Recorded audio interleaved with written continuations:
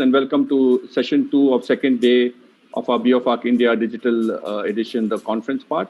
And today we have very honored to have very senior people from the government who have very much contributed to our organic movement, as well as participants from the private civil society.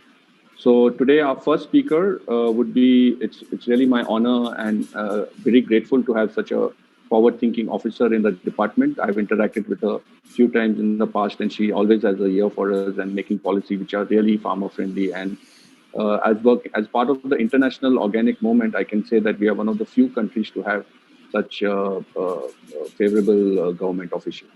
So Madam Nirja is presently working as the Joint Secretary in charge of organic farming schemes promoted by the Government of India. She's an Indian Forest Service officer of the 1990 batch from Uttar Pradesh cadre. She has the working experience in state, center, and international bodies in her long tenure, working in the forest departments in various capacities as a DFO, conservator, chief conservator, as well as additional principal chief conservator of forests in Uttar Pradesh. She won the Governor's Medal twice for conservation of forest and creation of greenery while working in the cadre. She's also a Fulbright scholar and did graduate study at the prestigious Cornell University, USA, as a Hubert Humphrey Fellow during 2004-2005. She has nearly a decade's experience in central government as Director, Joint Secretary in the Ministry of Agriculture. She has also worked as Project Officer with India-Canada Environment Facility, a bilateral funding agency. Ms. Nirja, the screen is yours. Thank you, Mr. Sandeep, for the introduction. Good afternoon, all of you. I think I don't have any presentation as of now, but at the onset, let me thank the organizers of this BioFarc for inviting me to this session to share with you some of the policy initiatives that Government of India has been doing for promotion of organic farming. Today I was looking at the topic. It is promoting innovative ecosystems in India for organic industry. Please believe me, this is the right time for organic farming. I think no time is better than this time for promotion of organic farming in the country. Right from our Honorable Prime Minister to the states, to the Government of India, farmers, consumers, everybody. I think Corona has helped us also in, to bring in the awareness regarding organic farming as well as organic products. So I think this is the right time. So we should really and should be leveraging all the opportunities which has already been given by the government. And I would, in my talk, I would like to focus more about the policies that we have already initiated for organic farming. As rightly said by Mr. Sandeep, I think I have attended one of those international BioFarc events where I was hearing to the countries, but I found India is the country which has given lot of support to the farmers for organic farming promotion.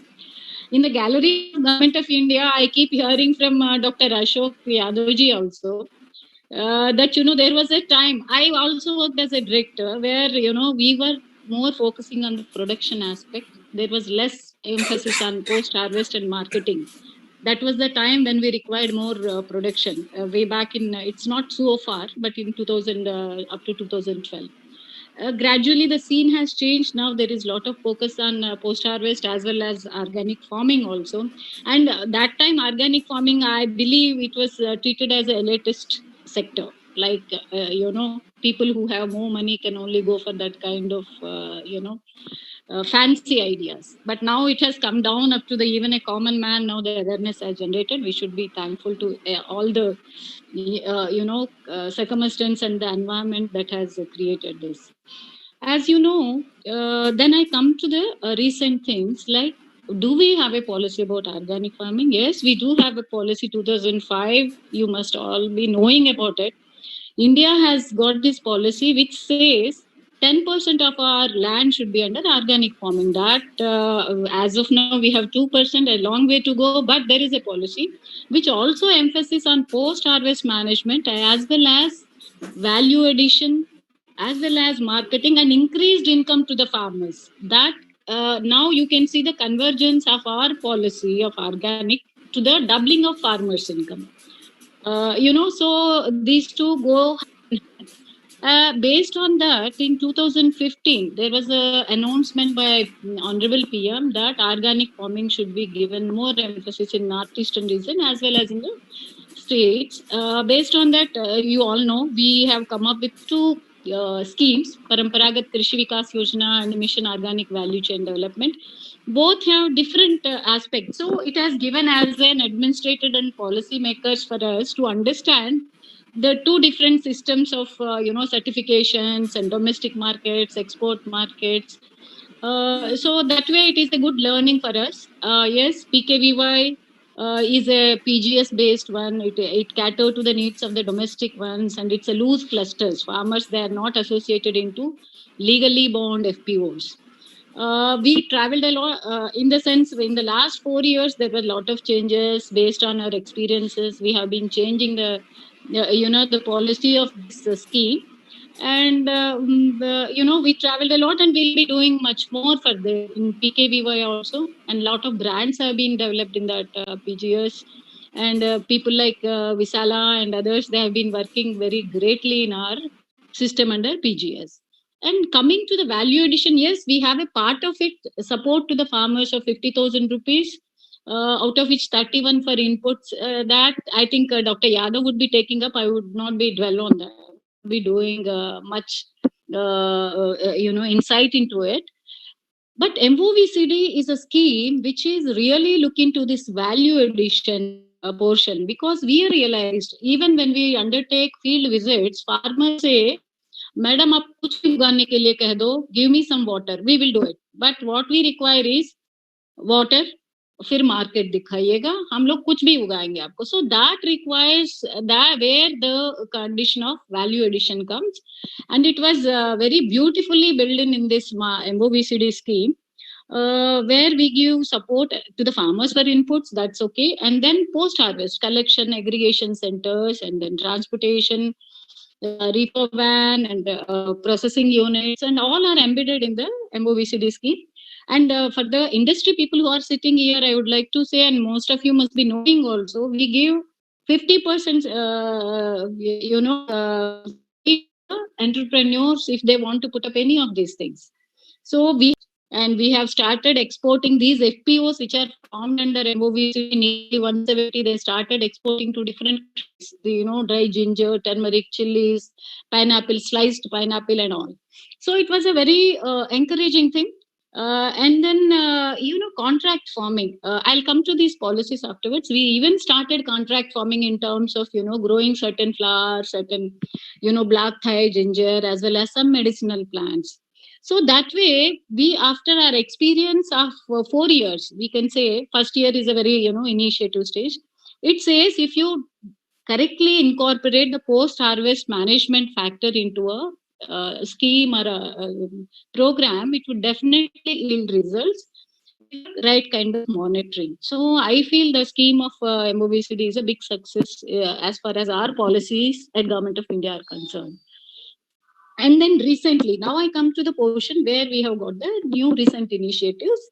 One is on natural farming. These days, there is a lot of emphasis on natural farming. This has been, Honorable Prime Minister also said at many forums that we need to see this to be promoted.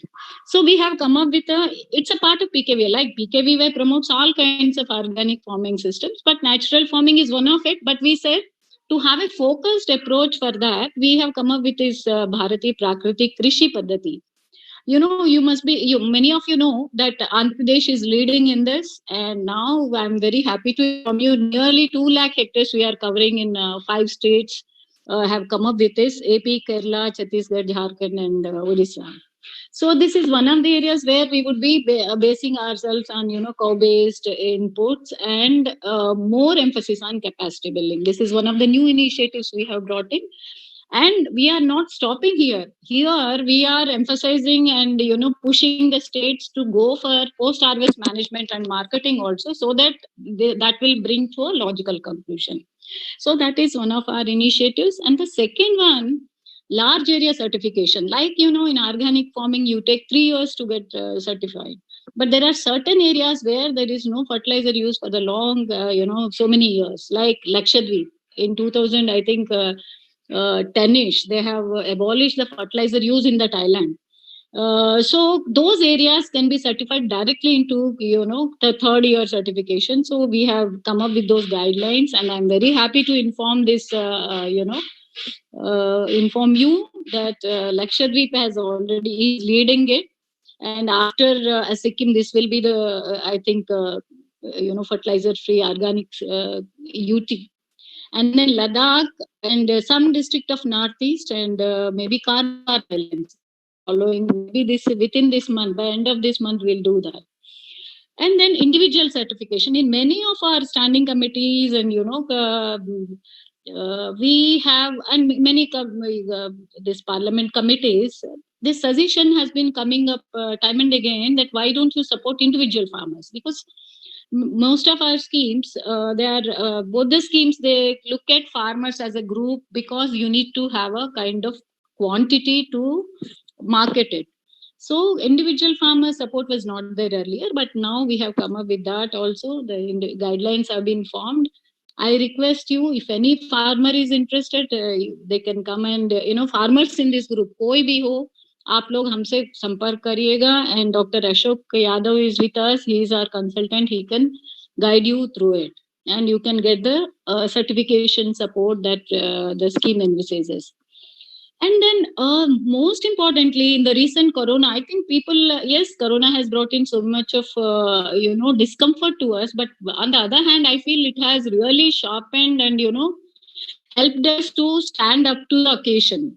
And we have come up with so many policies in the government of India. You don't believe that our staff are working round the clock in this Corona time.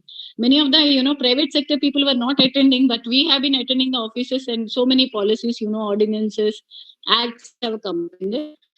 And one of it, and main, is Agriculture Infrastructure Fund, that is called AIF, which says, the PACs, cooperatives, and FCOs or FPOs, then SHGs, farmers, agri entrepreneurs, startups, all of them can avail a loan of up to 2 crores for post-harvest management infrastructure creation. That is what, it is 8% loan interest, but subvention is there for 3, so 5% would be there. So it's there is a lot of demand from the states. Although this loan is not given to the state, but states are pushing so many cases for for availing the benefit under this scheme. So I request any industry is interested in this, please go for it. Many banks are involved in this. So you can use it for creation of warehouses, silos, pack houses, assaying units, sorting grading units, cold chains, logistics support, primary processing units, all of them are there in this. So this is this is a 1 lakh crore funding, which will be there from 2020 to 2029. So it is the best opportunity where, apart from other, people, organic sector should be utilizing this fund. And then I'll come to the next initiative, that is 10,000 FPOs. You must have heard that, the government says now they're going to go for only FPOs, because it is now realized that individual farmers cannot do so. FPOs should be created, which we have already experimented under our scheme MOVC NER, and we are very comfortable, and we endorse that concept of FPOs. So that FPO is another thing which we have come up with, and some of the FPOs would be created. Maybe next year onwards, we will be availing the funds under that FPOs and program and create the FPOs. So that way, it is really a good initiative that has been taken by Government of India. Then the major ones, freeing the mandis, farmers from, earlier they were supposed to be only to registered traders in the mandis. Now some states have different, concerns, but it's a good opportunity for farmers, freeing from the traders, and they can directly, in many of the organic, we are doing it, but it's really now with the act will also help us in a better way. So I think this is one of the new policy and initiative in the form of act, which will help the farmers to reach out to the out to the market the gains. Then contract farming. Yes, bulk buyers now can enter into agreement with the farmers. There are certain guidelines which needs to be followed so that farmers and traders will not be ditched and both will get the benefit of the contract farming. So, as I said, we have in the organic farming sector, we have already, utilized this. Maybe not in the format that they have given, but we have already started even before the contract farming act has come into picture.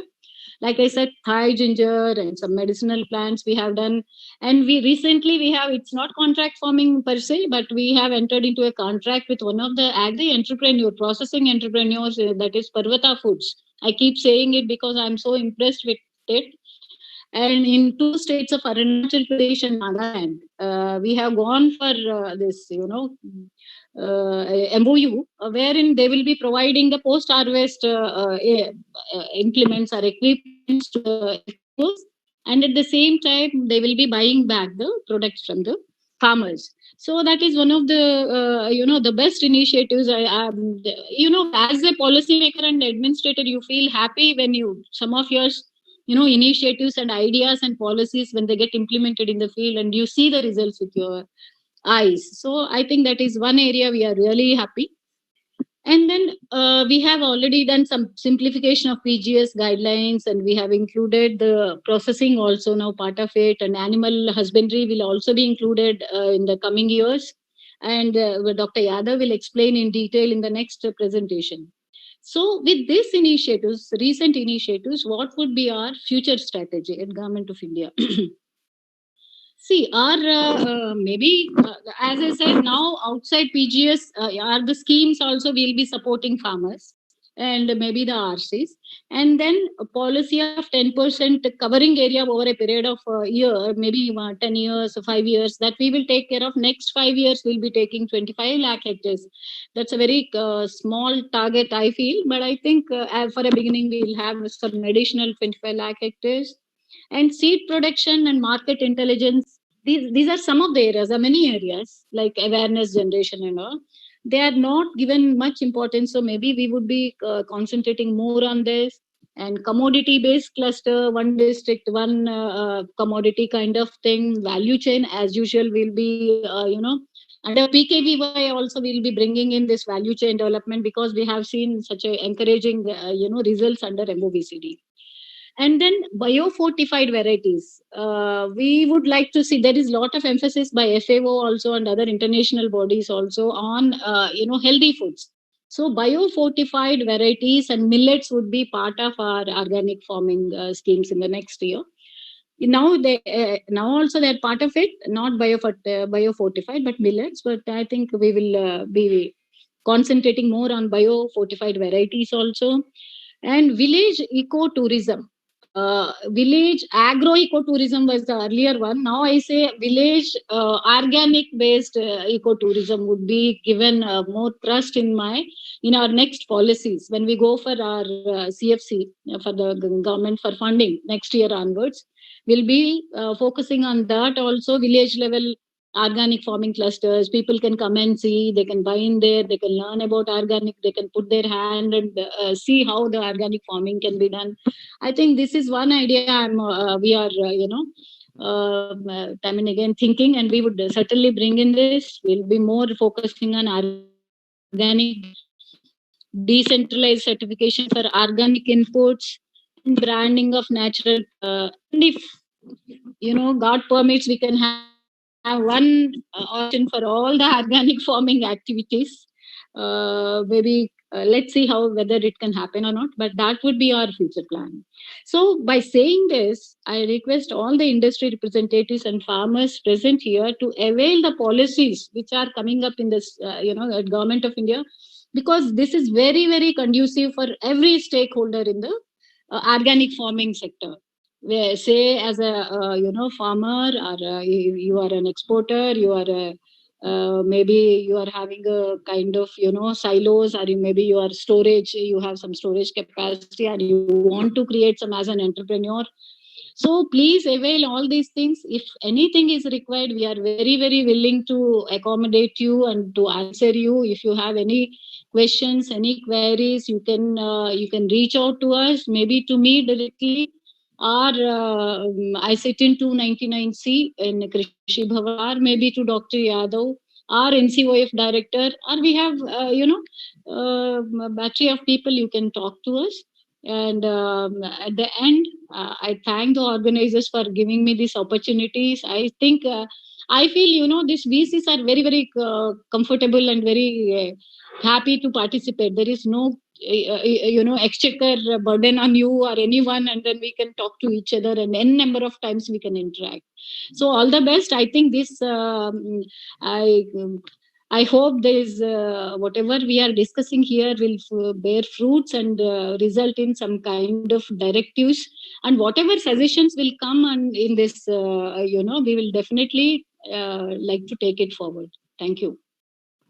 Thank you very much, Madam Nirja. It's very, very inspiring as usual. And I just want to say, a couple of things on after your contribution. Number one is organic farming. We look at a holistic approach, in the farm, that all the input should come from the farm, and really a 360-degree closing the nitrogen cycle, closing the carbon cycle.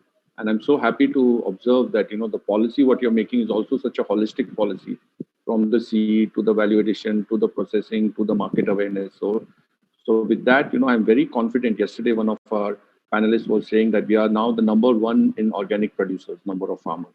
And with these kind of policies and with civil society and our industry, we can be number one also in terms of sales as well as land of organic. So I'm quite confident with these policies you mentioned, and the from civil society and industry involvement, we can really reach these targets. So thank you very much.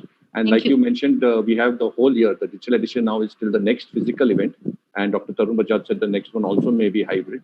So when we spoke with Alka ji yesterday, some of these things you mentioned, people really reaching out, in the progress of these webinars, how people can do that, and maybe we can meet every month and share more success stories. So thank you very much for your very valid and very inspiring contribution. Yeah. So now it is my, again, pleasure and honor to introduce Dr. Yadav. He's a MSc PhD from Rajasthan University and one of the most acclaimed experts, scientific experts on organic inputs and organic farming in our country. He was the founder director of the National Center of Organic Farming, where he really spearheaded the organic farming movement. He's also been involved in the certification part of our NPOP, as well as bringing PGS India, which is now the largest PGS in the world and the first one in the world to be recognized by the government. And I'm very happy to inform our audience that following our example, last month the Philippines also was inspired by us, and Senator Cynthia Valar passed it in the Philippine Parliament. So they are the second country now to have PGS, and we hope this moves internationally to all countries in Asia and in the world. And after completing his very long tenure with the government, Dr. Yadav has been associated with us in IFOAM Asia. He's also the brand ambassador for Algova, which is our Asian local government for organic agriculture. And he did a very large contribution to our 19th Organic World Congress 2017, where he took part, who managed the scientific sessions as well as the marketing sessions. And I was very proud to serve with him on the organic committee. So organizing committee. So now, Dr. Yadav, please, the screen is yours, and you can share after Nirjaji's to compliment. Thank you, Sandeep. सभी audience को नमस्ते. इस digital platform की speciality ये है कि everybody can see us, but we the speakers are not able to see how many participants are there and who are there. So again, my namaste to all of you. Ma'am Nirja has already explained the government policies. She has also gave a brief scenario that how the things have gone in the past. We have achieved certain amount of success with that. Lot of learnings were there, and we kept on innovating the new and new ways to take the organic movement into the right direction.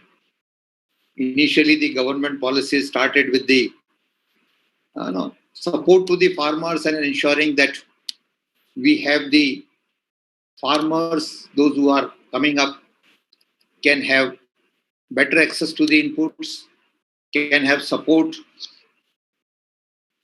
for certification. But later on, it was realized that marketing is one of the issues. If you do not integrate it, farmers do not get that much amount of benefit. So in the second stage, the market linkages were brought in.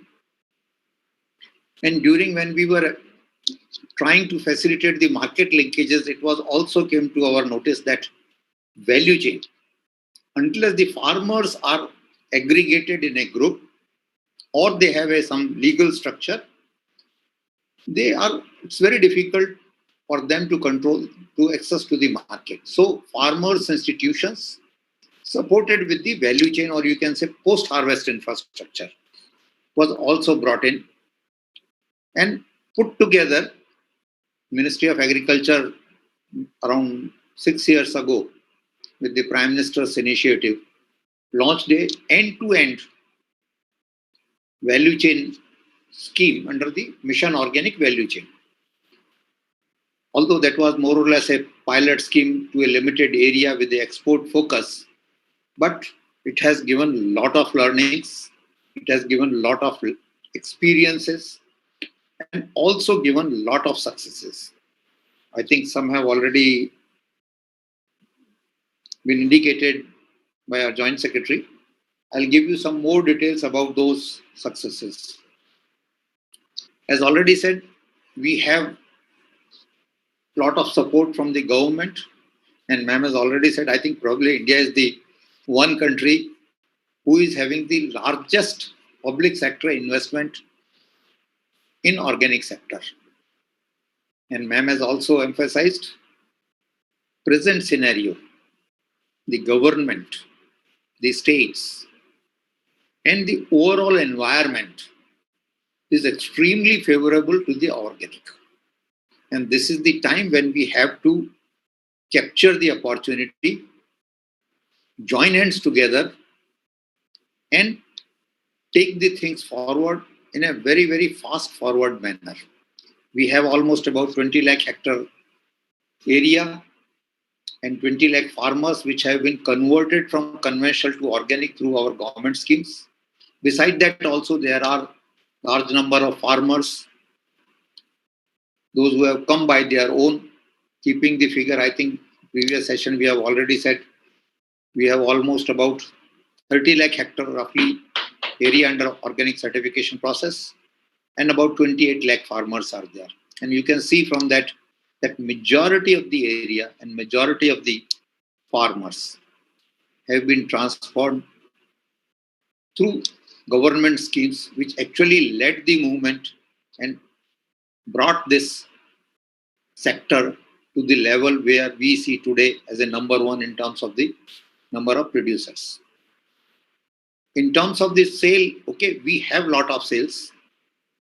Yesterday also, it was informed almost about 8,500 to 10,000 crore market is there.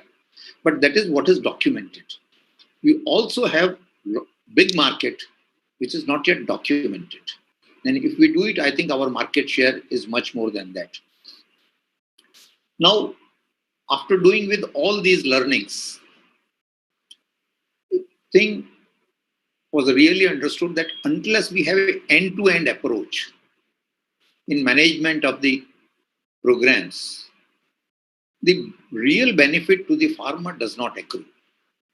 So keeping all those things in mind, majority of the components have already been incorporated into the Mission Organic Value Chain, and some of them may be coming up in the subsequent years with our revamped or revised schemes. Ma'am has already said about it, and I have no hesitation in saying that not only the government, even in the ministry also, we have a visionary officer who is driving the organic movement right from the front, keeping the flag in our hand. Now in this trip, our approach, concentrated production instead of thinly distribution, commodity specific approach, then converting those clusters or commodity specific areas under the institutional network, in the form of FPOs or FPCs. Under them, facilitating quality production and certification with the standard norms, supporting post-harvest infrastructure, and then finally linking them with the market, industry, and have buyback agreements, or inviting industry to have the contract production. So these are the end-to-end approach. We are somehow doing it into the Northeast. We propose to take up such type of initiatives in a concentrated manner into the other part from the next year. Now, these are the two schemes. I'll not go into detail because they are all 5 to 6 year schemes everybody knows in the organic sector. Paramparagat Krishi Vikas Yojana and Mission Organic Value Chain.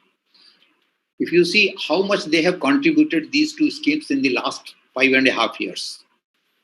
PKY, almost about 6.2 lakh hectare area, 15 lakh farmers.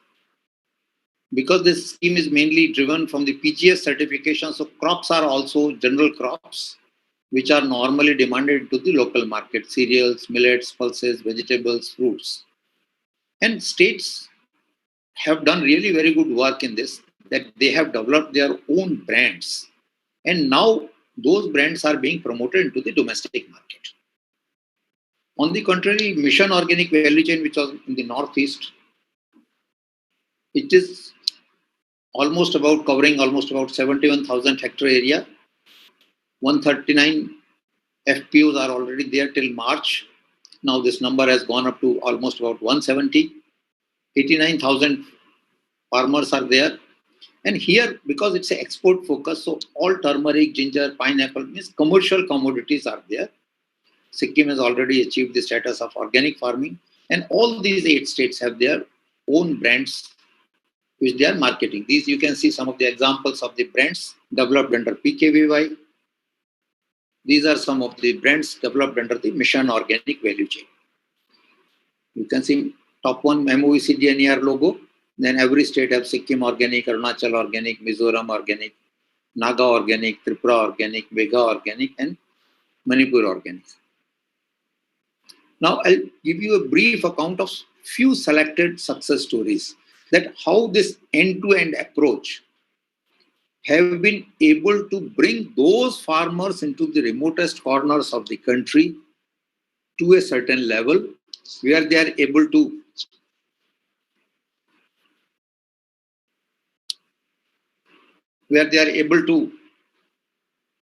reach to the market. And some of these success stories have been able to deliver their products to the export to the Middle East, to the European countries. Only few examples are there. One of the very good example is this Lower Subansiri Organic Cardamom Farmers Producer Company. You know, they took a very innovative crop, which is upcoming crop into the country, kiwi. And you'll be surprised, they are having almost about 250. Dr. Yadav, sorry to interrupt. I think we are unable to see the screen of your presentation. Oh, ma'am, I don't know what has happened. Just let me share it again. Thank you, madam, for pointing out. I think it got unshared somehow. Okay. We can see it now. Just we can make it presentation mode. Thank you. Okay, now screen is visible. Yes, sir. It is visible. Yes, it is visible now. So I was talking about this Lower Subansiri Organic Kiwi Cardamom Organic Producer Company. They are almost having about 250 to 300 hectares with full booking of the entire quantity, either by the big basket or some other big retail chain. All medium to large size, they are selling as a fresh produce, you can see in a small plastic container. And all the undersized, or you can say B or C grade, is being processed and converted into the kiwi wine. Now, kiwi wine is also very, very innovative product, came out of this end-to-end approach of the MOECDNER. Next successful example is from Mizoram. This is the Right-Line Organic Producer Company, and very innovative entrepreneurs. It's basically a turmeric cultivating producer company, and they come up with lot of value addition. They are selling turmeric into the form of a nutraceutical in the capsules. They have developed many type of cosmetics out of it, like face pack, cream, powder. They are also promoting it as a health supplement also.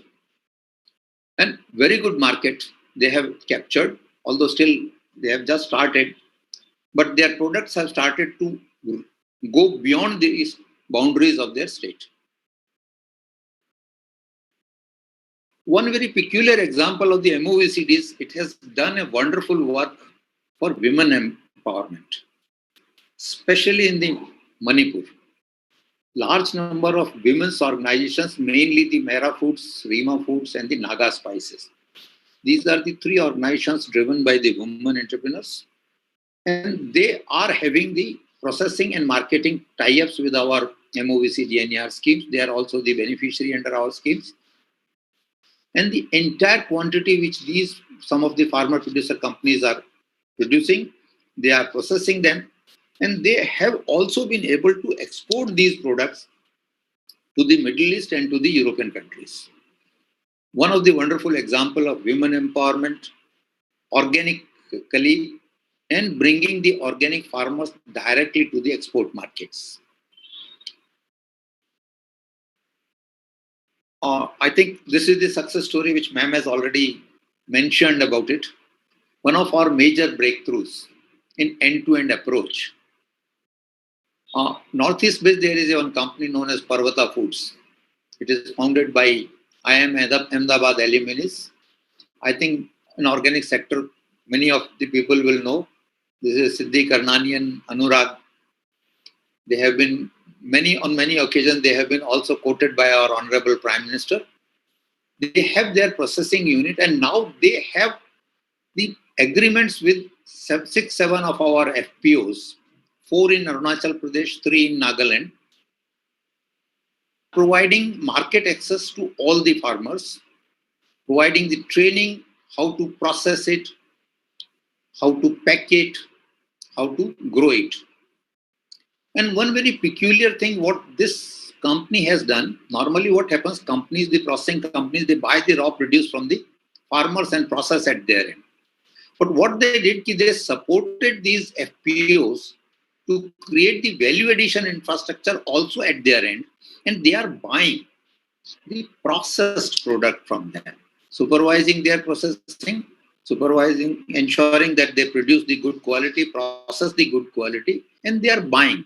And in all these 6 cases, they have entered into the agreement to buy at least 80% to 100% of their processed produce, which not only gives the higher income to the farmers, also ensures that their entire quantity of whatever grade may be is processed at their end, and the value of the processing also is received by the farmers organization. You can see some of the photograph. Top photograph you can see Siddhi and Anurag with a farmer. Then these are the photographs from Nagaland, from Arunachal Pradesh signing the agreements. Now, how the market, even the state governments have also helped the FPCs to create the markets where the pineapple and the black aromatic rice were auctioned, packed properly through proper technologies, airlifted and sold into the Delhi market, Bangalore market. Even this year, too, the pineapple from Manipur has also gone up to the Dehradun and Bangalore also. Now, these are some, not only that under the MOVC DNR, that these are FPCs are doing for the export. They are also doing the local marketing. They have created a lot of awareness, created a lot of areas. You can see on top organic outlets in Mizoram, then this is the glimpses of Nagaland. Organic outlets in Nagaland, some processing infrastructure with the FPCs. Now, something about the PGS. PGS was initially, as ma'am has said, it was a group-centric farmer certification, where the entire certification was restricted only to the farming operation on the farm, and the traceability was ending once the product leaves the farm. it was not giving the end-to-end, means starting from seed and inputs and going up to the consumer. So now we have also introduced the end-to-end approach into the PGS certification. Details, I think my subsequent speakers will also come up with that. I'll give only a brief of it. This is one of the systems which is legally valid from 2016. Now we have tried to expand the scope. Now individual farmers, groups, small groups or larger groups, even standalone processing and handling facilities can also be certified, so that an end-to-end certification can be done. And as ma'am has already said, the large area certification, which was so far neglected and was away from the certification system in spite of being organic naturally. We have also tried to include it. We have already prescribed and published the methodology. In this one, if it is proven beyond doubt that this area is really organic and there is no input, chemical input use history, the entire area en masse can be certified within a short period of maybe 3 to 6 months time. Now, similar to the NPOP TraceNet, the PGS portal has come up, which also provides the end-to-end traceability. There were some problems about the documentations. We have been getting the inputs. We have tried to simplify as much as possible so that the documentation load can come down. For farmers, the documentation load is now reduced to only 25%. Another thing is, previously there were no time limits. Now we have also specified the time limits for granting the granting the certification verification process. We have also put up higher amount of accountability onto the regional councils. And we have also ensured that national level surveillance and monitoring is done. But this national level surveillance and monitoring is mainly on the marketing part, processing part, and on the regional councils. This does not include the farmers. So group remains free, group remains away from all these systems, and they remain self-sufficient, doing the certification by their own, verifying themselves, individual members, providing the collective guarantee, and then ensuring that the products reach to the farmers with proper certification, which is valid as per the current law of the land. Thank you. Thank you, Dr. Yadav. Very, very informative as usual. And, we are, as always, we are very blessed and lucky to have you in the moment as such a supporter and really having your ear to the ground. So we can have these policies which are farmer friendly as well as industry friendly. Thank you very much, sir. So now we had a change in the schedule. We had Vipin Kumar Bansalji, the director of NCOF, as the next speaker, but unfortunately he was unwell today. So we have 3 people stepping in for him who are going to talk a little bit about the history of PGS, the last few slides, what Dr. Yadav mentioned. And that will be Vishalakshi Padmanabhan. She is the executive director of the PGS OC, which is the civil society for PGS, which was founded by Joy Daniel. He is the founder member of the PGS OC about more than a decade and a half ago.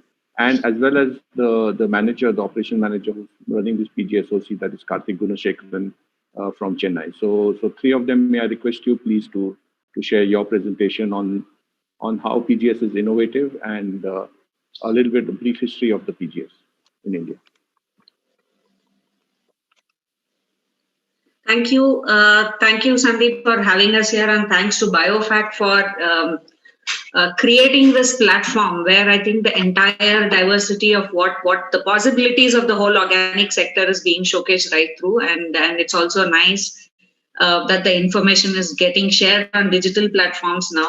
Like Nirja ma'am also pointed out, it is so convenient that we're able to do it. I'm able to participate in a BioFact sitting in Bangalore. So thanks for putting all this together for us. As much as I think we are just kind of last minute entry into this whole thing, I guess PGS is very, very relevant. Just like how post-COVID, organic in itself has taken a lot more relevance in the lives of people. So what we see also in the consumers is that there's a larger need to buy better food, safer food for themselves and their families. So with those changes, I think it is excellent that we are moving towards and moving towards these changes positively together, all of us together. I guess the farmers, the civil society organizations, and the government walking the same path and ensuring that safe food is available for all is, I think, falling together very well. So I will try to keep our conversations focused on PGS so that we understand, or we just kind of also use this as a platform to understand how far we have come in terms of PGS and how much more could be done. Potentially the importance, the relevance of PGS is actually timeless. It's as much as it's been a very old system, which is so much based on basic human values more than anything else, more than science. I think it is more than pure science. It's mostly based on human values and of trust and participation. So I guess it's something which is so relevant and timeless. And how do we adapt it to the future, and how do we bring innovation, more innovation into it, depending on how people are changing, things are changing around us, technology adaptations are increasing, and how the perception of food itself is changing. So to start with, to introduce ourselves, we are the Participatory Guarantee System Organic Council. So we are a society, a registered not-for-profit society, working as a council of practitioners of PGS. So the members of this society are ideally civil society organizations, but each of these organizations in turn work with thousands of farmers. And we are normally very centered to geography. We are bound by geographical locations. We prefer working with clusters of farmers in specific localities. Because that's how basically PGS genesis happened. The genesis of PGS is about participation and people having shared vision for their place, for their entire place also. So we still work like that in terms of our presence and in terms of how PGS is structured. But PGS today, I think globally has grown, and PGS in itself has this wide spectrum. And I think India is one of those countries which has this, which has PGS recognized by the government of India, not just a very verbal recognition of PGS, but actually adopting it and giving it a structure and giving it a whole institutionalized framework. So as PGS Council, we started the whole process of the dialogue of the evolution basically started based on the work that the grassroots organizations were doing, because the grassroots organization mobilized farmers towards adopting organic agriculture itself for themselves, firstly for themselves and then for the market, based on basic principles. So the basic principles of shared vision for their own place, for their own food systems, the principles of trust where the farmers, when they peer review, so allowing another farmer to come into their place and actually verify and allow the trust to flow between them is something, again, a very basic human function, which works very beautifully. And the idea of participation. The idea of participation in PGS is so important, and it is not just limited to farmers. Like today, when we are talking about PGS having taken the next step to include value-added processors, the participation of the all stakeholders in the market is such a key factor in a PGS system. And it's not contractual. It's not only contractual, but it is more about accountability also being shared. And transparency is another feature which is inbuilt into PGS systems. I will probably not compare it with any other system because honestly, as people who have been practicing PGS for more than 2 decades, we don't think that we should be comparing a system which is based on human values to something which is based more on form, process and structure. Yeah. So transparency is another very important factor which according to us is much more superior than a traceability system. And learning, process of learning has been extremely important for adaptation of organic farming at the farm level. But today, very interestingly, from PGS OC, as we have stepped up and started interacting with consumers, we also realize that consumers also behave better and adapt organic food better when they come together as communities and when there is a lot of learning that happens among them. So the direct connections that we establish between the consumers and the farmers enables each other to understand, the farmers to understand what the consumer is actually expecting in terms of food. and the consumers understanding what are the challenges for the farmers in doing organic farming or not doing organic farming. So I think these learning processes have again been the baseline for our working. And the hierarchy, there is PGS by design is not hierarchical in nature, and there's a shared responsibility, so there's horizontality in the system. So with all these broad guidelines and with IFOM having given us an overarching framework for PGS, I think India is one of the countries which has brilliantly adopted it. When the civil society started it also, government was a large part of it. Like if we look at the history of PGS in India, which is shown here, I think in 2006, when the civil society organizations were already practicing based on these principles and bringing in the narrative of PGS and organic farming in India, the government of India has played a very, very important role in participating in those processes. I think probably maybe Joy can tell a little more of about this process, because he has been there at that point in time and has also been through the process. Joy?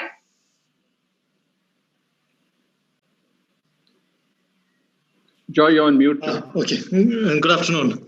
Thank you, Vishala. That was a wonderful beginning, wonderful presentation. Thanks to Dr. Yadav and Nirja Madam for their wonderful presentation too. It is only because of very friendly policymakers at the helm of affairs that we could go forward in implementing PGS nationwide. Yes, I think, well, in the history of PGS in India cannot be spoken without naming Dr. Yadav, because it was in those days that National Center for Organic Farming, FAO, and IFOM facilitated consultations with civil society organizations on alternative certifications that were already in place in several parts of the country, particularly Keystone and IARD in particular, and also O5. So a series of consultations were held at their locations with farmers, with the civil society organizations, with consumers. I remember Dr. Yadav also visiting these fields at several times and discussing with them in person. And then it culminated at a stakeholder consultation meeting in Goa. That was in 2007, where even people from the FAO, the IFOM people, they were also there, and it was facilitated by them. And what resulted from that meeting was a recognition that a PGS already exists in India and that it has to grow. And it shouldn't be that it is competing with third-party certification, but rather complementing what third-party certification is doing to bring those traditional organic farmers who are not in the ambit of certified organic farming into the certification ambit. So, because all of these farmers who were targeted through these civil society organizations were mainly traditional farmers in dryland areas, in hilly areas, some of them tribals, and so on. So we started piloting these initiatives, promoting these initiatives, and it started growing from 8 members to 14, and 14 to 21, and now present 24, I think. It started growing, the area also started growing, more people bought into this system, and so on. And as we did so, as we were growing, we started fine-tuning it. We started exploring PGS for wild produce. We started exploring how aggregators and value add, those who add value to the farm produce, how they could be certified under PGS, how they could be included within the PGS system, and so on. And slowly we registered this as an organization, PGS Organic Council, and we had several discussions again with NCOF, and NCOF wanted to make this as a national movement. And that's how, since 2011, the National Center for Organic Farming spearheaded the NCF administered PGS India system. There were several consultations which were which were facilitated by NCF in different parts of the country to make this happen. And I am glad that we are all together again to help improve the system for further inclusion of different farmers, small farmers, traditional farmers, tribal farmers in different parts of the country. Thank you very much, Dr. Yadav, Nirja Madam, Vishalakshi, and all those over here to make this happen. And yeah, thank you so much. Thanks, Joy. Thanks for taking us through the genesis of PGS in India. Can we go to the next slide? Yeah, we have Flavia has joined us. So if you could wrap up in the next couple of minutes. Yes. So I guess after PGS India has taken over, and we continue to PGS Organic Council continues to coexist, because we have a long way to go and we have a lot more to learn in terms of PGS and how it could be taken forward. So we have anyway, these are some of the plus points that we have realized, especially for small farmers, and to reach out to markets has been. It has been a great tool for us. But then I think in terms of adaptation of technology where in spite of the fact that we are short supply chain, we would prefer, ideally PGS is it's preferred to have a PGS system in a short supply chain. In spite of that, I think today's demographic needs somehow invariably need IT adaptation. So that is also something that we are very happy that PGS India has taken the initiative to introduce an application, but still I think India's diversity, both the cultural diversity, language diversity, and adaptation of information technology gaps that we have in our country, and various other parameters. I think I should now ask Karthik, who is a youngster who works on the ground with many NGOs in trying to understand the challenges that they have. In fact, Karthik spends most of his time enabling groups and implementing PGS India systems. So he can probably just briefly tell us on some of those innovations that we have been writing and we have been observing. Basically, our efforts have been to just observe the challenges that we have so that better changes could be brought in PGS in the entire country. Karthik? Yeah, thank you. Thanks, Vishala. Hello, everyone, who address such a audience. So, as Vishala told, we working as PGS enablers, we see various opportunities where we can take PGS forward in a much more human-friendly, much more farmer-friendly way, and much more consumer-friendly as well. So some of the things we see as an opportunity for to promote PGS better. One is on public discourse of PGS. So the success of PGS is very dependent on participation of various stakeholders. And we being working with a lot of small and marginal farmers, I would say left out, but then not focused or full attention on consumers, who are an important stakeholder in this whole system. So I think it's high to start engaging and involving with the consumers and the knowledge, as it was told, learning process and knowledge are one of the important aspects of PGS. We would like to take all these nice stories of the small farmers, organic farmers to us, and instill a sense of what consumers are eating, where it is coming from. So that is one we should surely work on.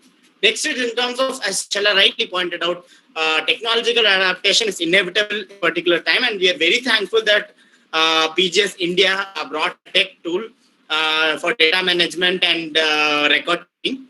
But we would like it to be more human and friendly and inclusive, where in which there's local language adaptation. Farmers who are not very much skilled of IT can also be part of it. There's some capacity building happening in terms of transferring this information technology to the farmers and local communities as well. So we would like such technological adaptations also, and we see a lot of scope. And then there's ample scope for promoting PGS into multiple other newer models, in bringing it in terms of in cotton value chain, local governance and local government into the picture and how they can contribute to the PGS system, linking it with so many farmers market that are coming up in various parts of India.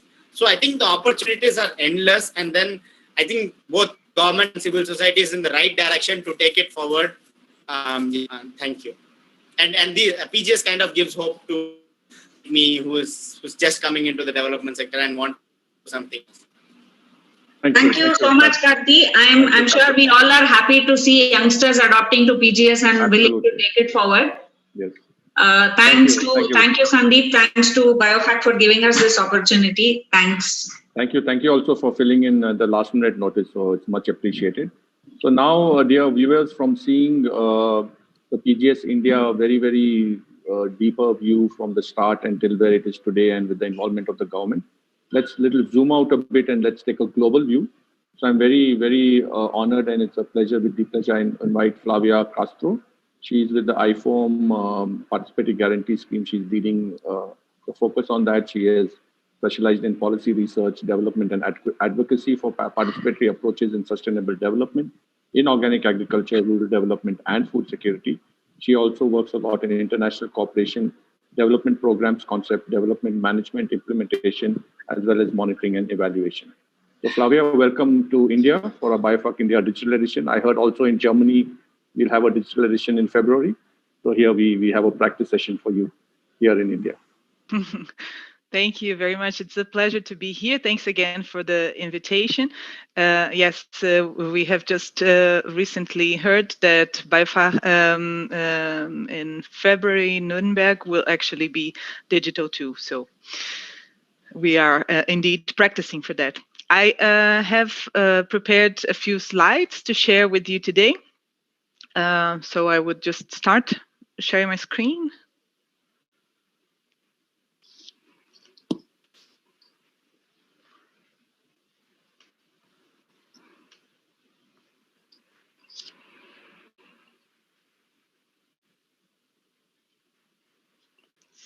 Just a second.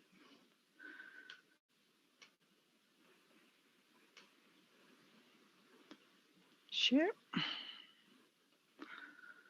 So could you just kindly confirm that you're seeing we can see the screen? Yes. Excellent. We can see that. So again, thanks for the introduction. I would try not to take too much time so that we can also have some time for panel discussion.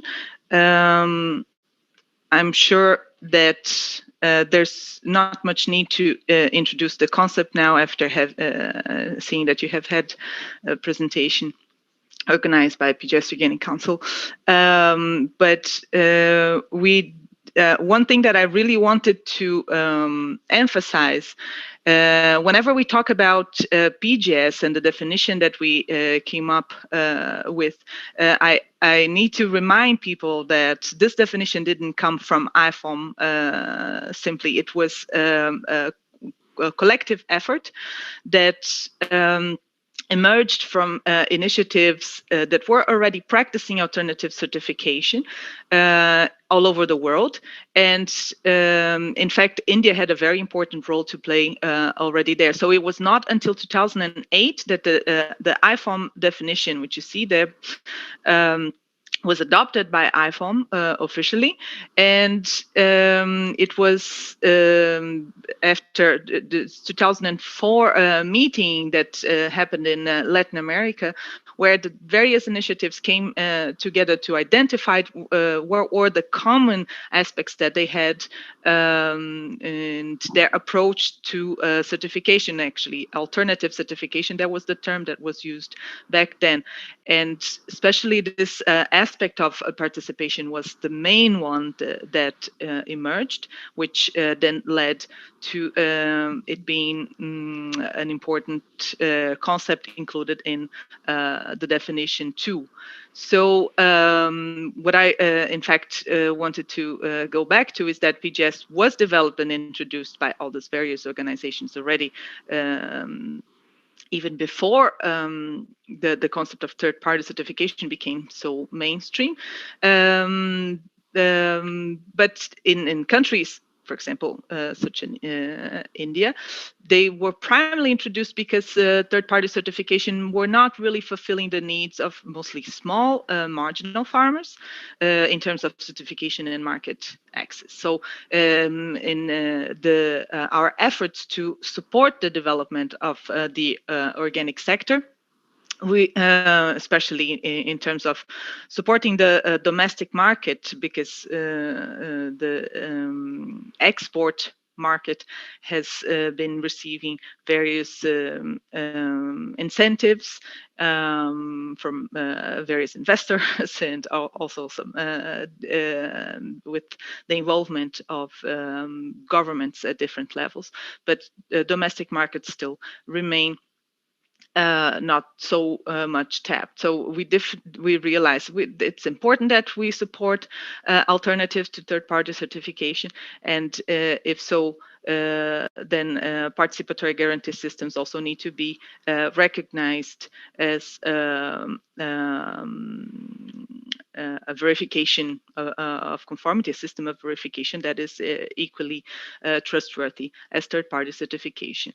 So yes, stakeholder participation is key in all the different steps of the process of the building the guarantee, but PGS even goes beyond, because the partners or the stakeholders involved in this, they also take part in activities such as extension and even marketing support. This is a topic I would like to address. When we look at the peer review from our perspective, and this is something we like to point out, there are no that they are mainly recommendations and guidelines based on international good practices.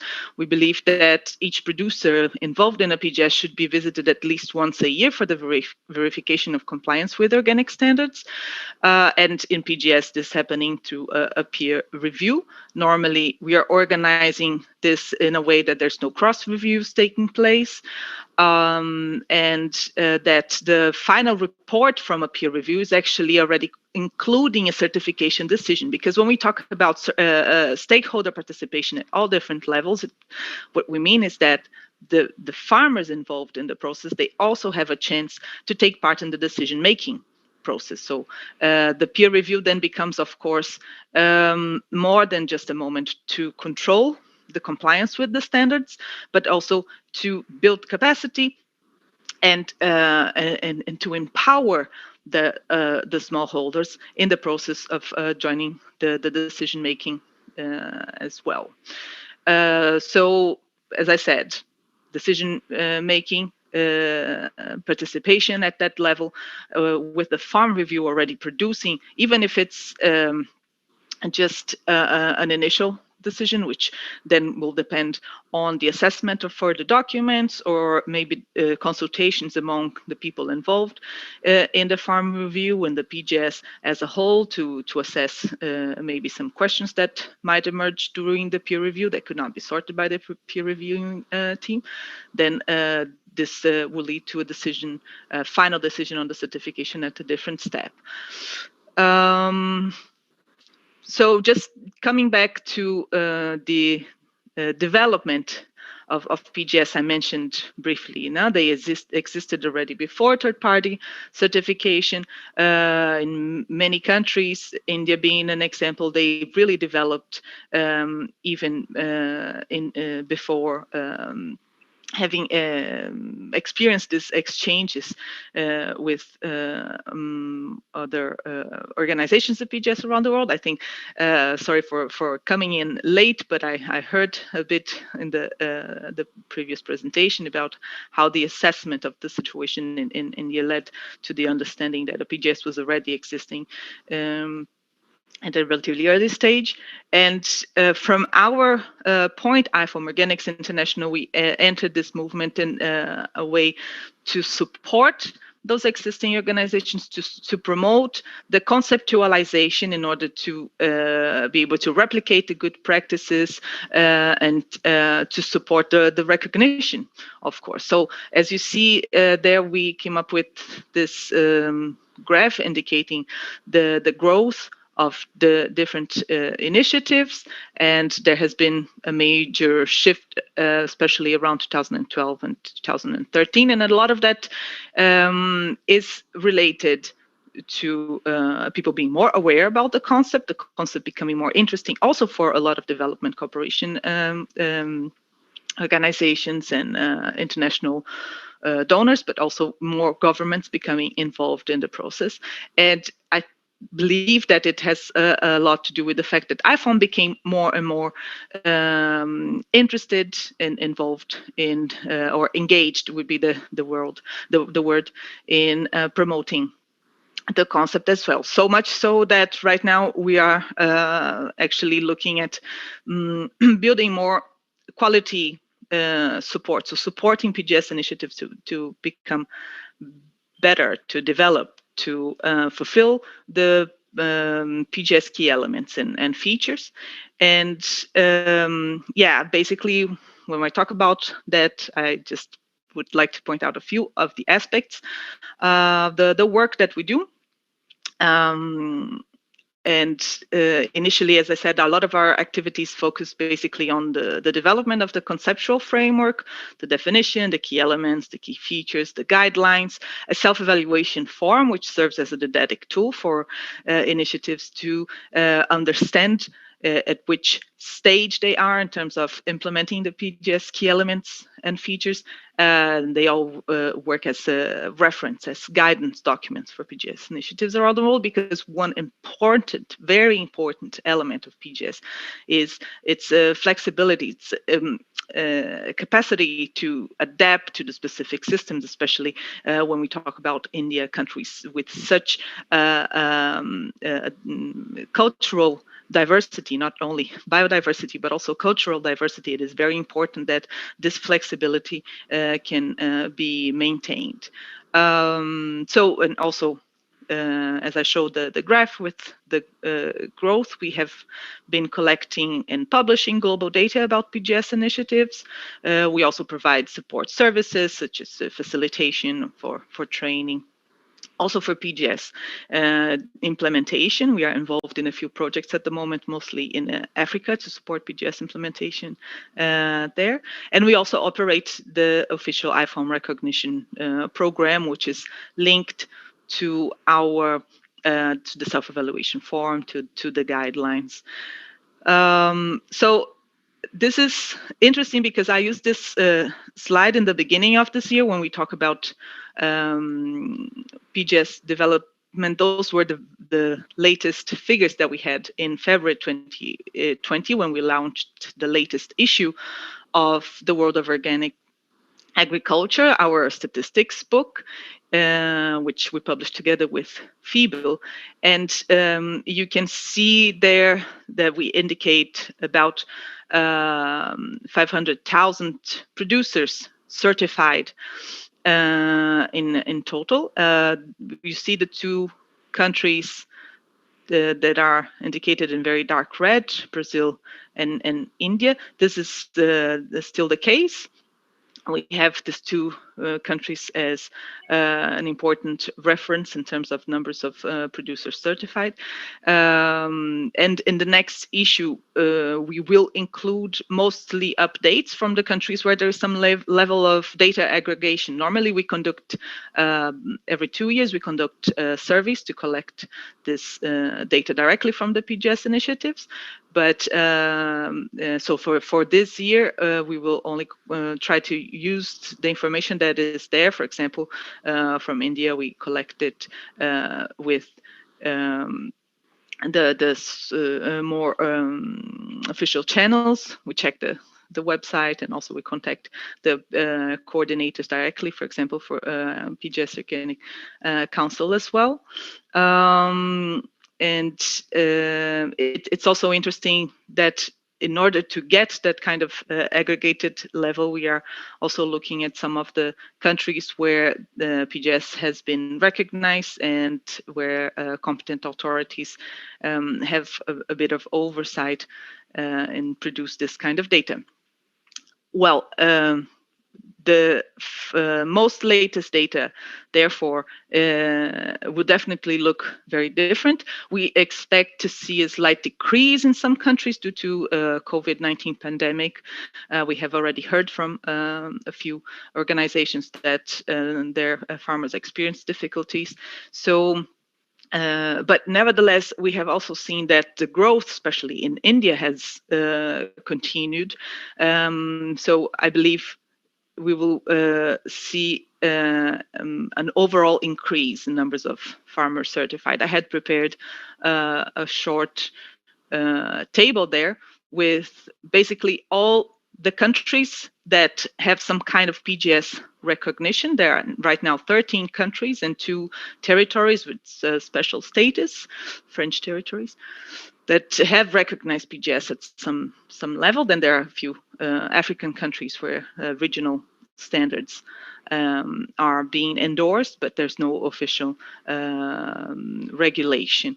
So then Vishala was briefly addressing the issues of strengths and challenges of PGS may be seen from the practitioner perspective. I think it's important to keep in mind that this is a quality assurance certification that is really supposed to serve small producers, marginal farmers, to as much as possible increase producer-consumer relationship and to create market access. But it is not simply a certification tool. It goes beyond that, and it has to do so in order to fulfill its purpose. So to create this community for learning and development, enabling farmers to take ownership and responsibility for the process of ensuring organic integrity, and also to celebrate diversity in as many ways as possible, including the diversification of the production systems. And of course, our strong organic values being supported through the work that is done on the ground together with the farmers, and then at the level of the regional councils, for example, in India, and this broader PGS community that we have globally.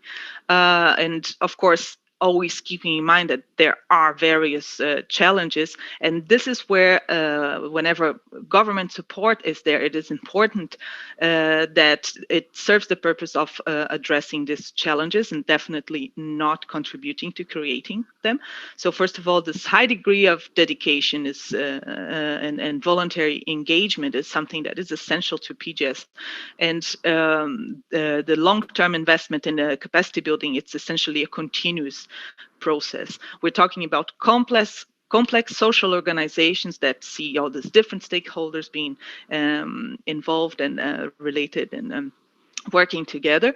Not the case in India, but the lack of recognition in some countries where the market is regulated can definitely create obstacles. Recently, we had the case in the Philippines where PGS has been approved at the Senate as well. So I suppose the president should also be, the prime minister should be approving it very soon. And of course, the difficulty in applying PGS to long-distance anonymous marketing, even though I really would like to emphasize it here, we do not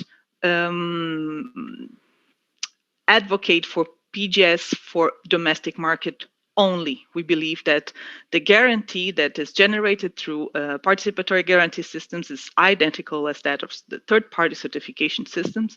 So the focus on the local market has to do more with the functionality of the system and the benefits that it can create than whether the guarantee is valid in one area or another.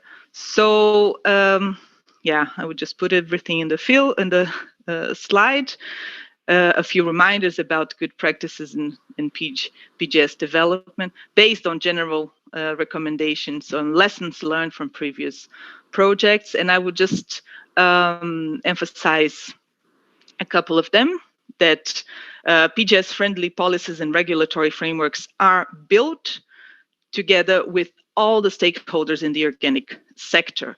So it is important that a lot of participatory consultation takes place whenever regulations are being discussed, whenever specific guidelines are being developed, so that we don't create more obstacles to small farmers, and instead that we build a system that works for all. So enhanced public-private collaboration is important also to make sure market access is there.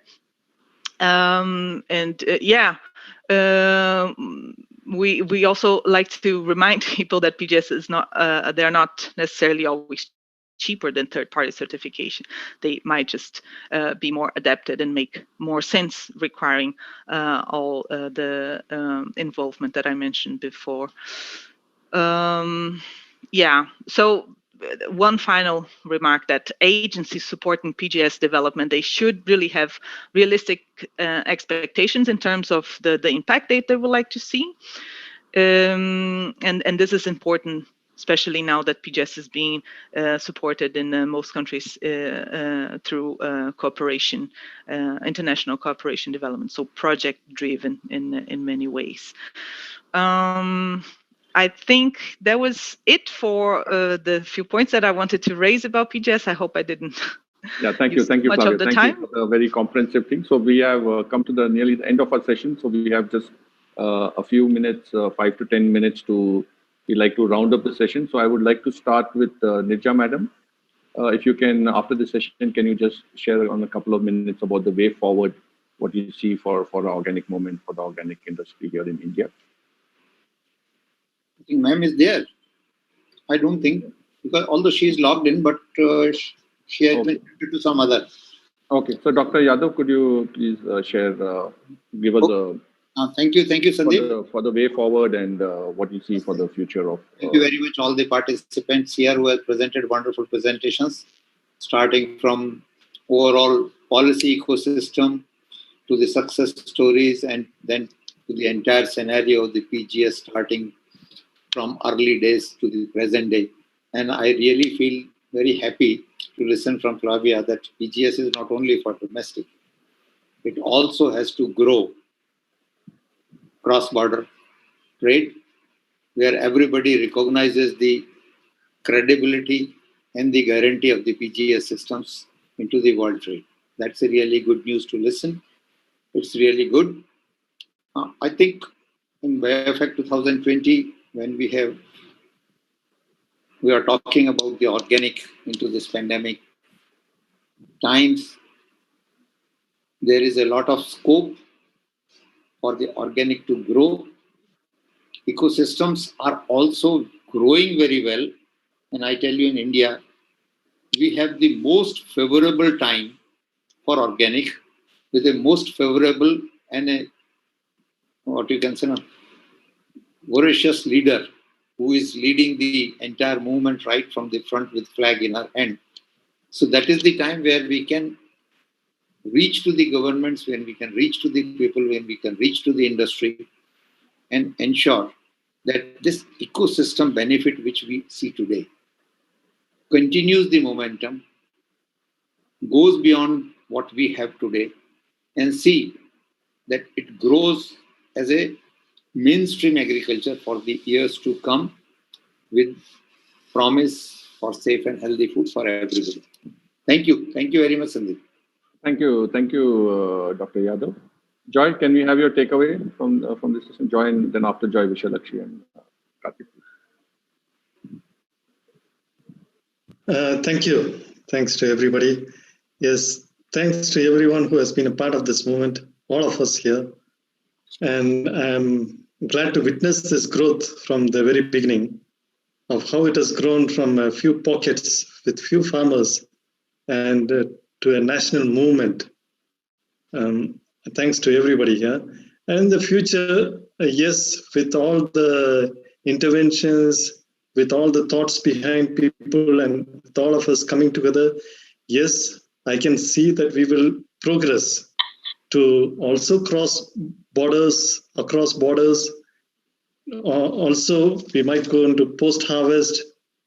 We might get into also aggregation and trading, everything, every aspect of it will be covered within the PGS. And I'm sure this will all happen in the very near future. Thank you very much for the policy measures in this regard, Dr. Yadav and Ministry as well. Thank you so much. Thank you. Thank you. Thank you, Joy. Vishala? Or Karthik? Yeah, thank you. Thanks for this platform again. And yes, we have, like I said, I very strongly believe PGS is a very, very timeless concept because it's so much dependent on human values, and human values, the core values are going to remain the same.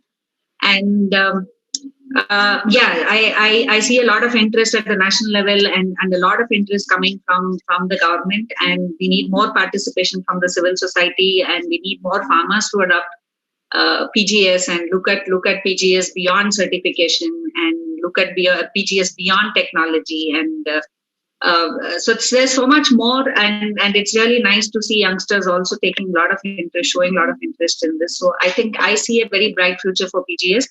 And like I initially also started off with the government, civil society, and the farmers and the consumers, all of us walking together, taking this path together, I think we will all do a brilliant job in our country.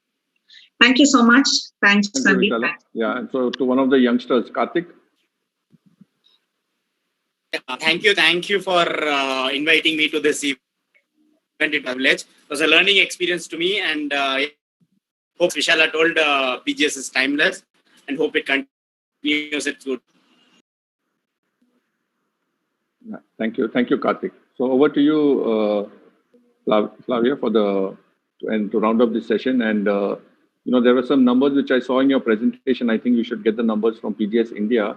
After this government recognition, we've really shown vast strides in the number of farmers being covered, and there are very aggressive targets which Dr. Yadav shared from the ministry as well, that we would like to bring much more farmers under PGS. And we're already working on this kind of regional cooperation, like you said, to take PGS above borders. But can we have a brief takeaway from you, what you see in the future from India and from the global perspective?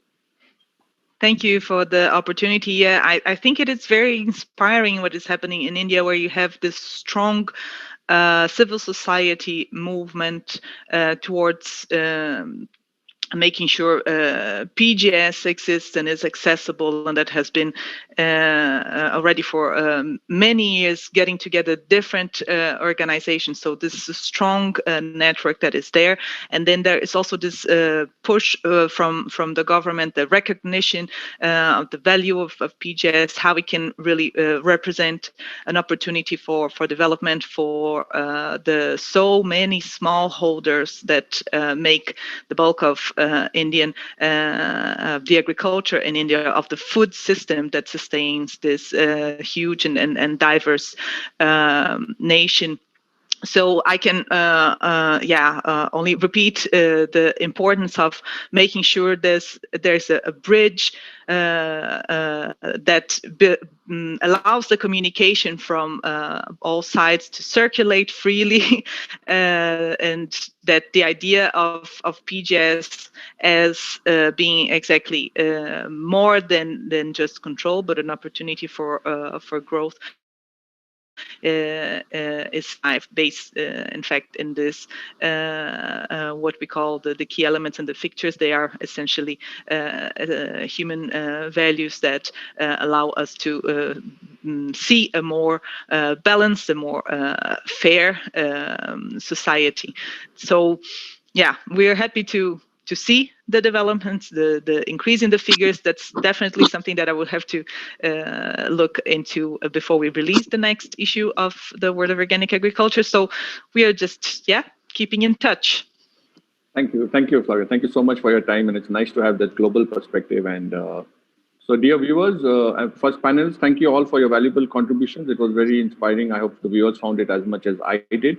And dear viewers, now in the next few minutes, you will have at 2:30 another session by talking about this new trends in organic marketing, online and offline, especially now in these post-COVID times. So watch out for that at 2:30 at the same place. And also, like I mentioned, this digital event goes on for a full year till the next physical BioFAC, and hope to see you again on the many webinars and many meeting places we have here. So thank you, panelists, and thank you, viewers, for joining the session. Goodbye. Thank you, Sandeep. Thank you.